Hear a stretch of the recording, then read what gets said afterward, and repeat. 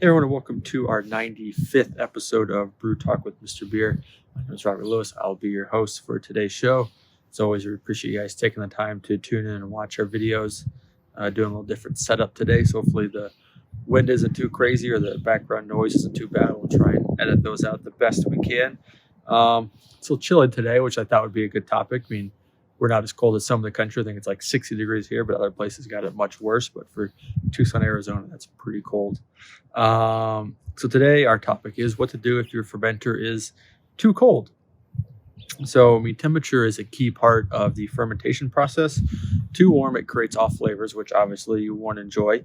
And too cold, your beer cannot ferment all the way. So all those sugars won't be fermented, and then you just don't got something that tastes that great.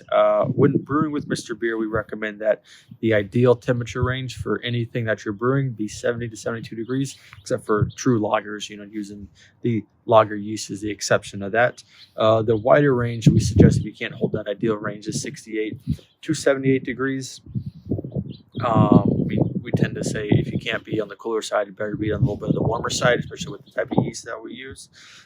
Everything in our brew room, no matter what type of yeast we're using, as long as it's an ale yeast, ferments at 70 degrees to great success, which is really awesome. So now if your beer gets too cold, like I mentioned earlier, that can slow down your fermentation, which can make it very not enjoyable. So there are a few things, kind of easy tips and tricks we've picked up over the years to kind of help you warm it up if you're in a pinch and do some interesting things. The first thing obviously would be to move your fermenter somewhere where it's just warmer, by a vent or by somewhere where you got warm air coming in. I've heard people putting them on top of their refrigerators, kind of the hot air rises. You got some good heat rising off the back of your fridge there, so that can help keep it warm.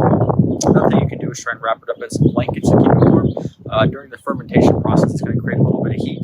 So if you wrap up your fermenter in some warm blankets, it'll kind of help insulate that heat a little bit, help it from escaping, and kind of just help keep everything nice and warm and cozy in there. And another thing you can do is put a heating pad either near your fermenter, next to your fermenter, on your fermenter, or under your fermenter, whatever works best for you. You just want to make sure that you're finding the right temperature. So if you're going to use like a heating pad or some type of other external heating source to warm it up, make sure that you have some type of thermometer or temperature strip on your fermenter so you know how warm it is. You don't want it to get super warm, and then you'll have some terrible off flavors or potentially kill your yeast if you crank that heating pad all the way up. So you want to be careful with that. So make sure you're using a temperature strip, that you know the right fermentation, or that you know the temperature that your fermenter is at, so you know how much you need to warm it to in the ideal range. And also when doing, any type of warming or cooling or anything, you want to avoid big temperature swings. So if your fermenter is too cold, you want to warm it up. Do a gradual warm. You don't want to just crank that, your heater on and put it underneath the vent, just let it get super warm. Or you don't want to, put a heating pad on and just crank it up to high and let it get really warm either. It just kind of it's not healthy for the yeast. It can create some off flavor. So you just want to gradually warm it up to the ideal range, and having a temperature strip will also help you with that. Or help you know where you need to get to and where you want to set it at, so you can dial that in a little bit there. Now, if you can't get the temperature up and you're kind of hovering on that 64, 66 degree range, so a little bit on the chilly side, then you should just ferment your beer for a little bit longer. I mean, the yeast is still working. It's just taking a longer time to eat up all those sugars. So if you're brewing like a standard or any of our refills or some of our more basic recipes, let those things go for 21 days. If you have a cooler temp, it'll clean off all that additional sugars that would normally be cleaned up early on. But since the yeast is moving a little slow, it just takes a little bit longer to do that. But I think, the best thing you can do for temperature control is have a thermometer on your fermenter.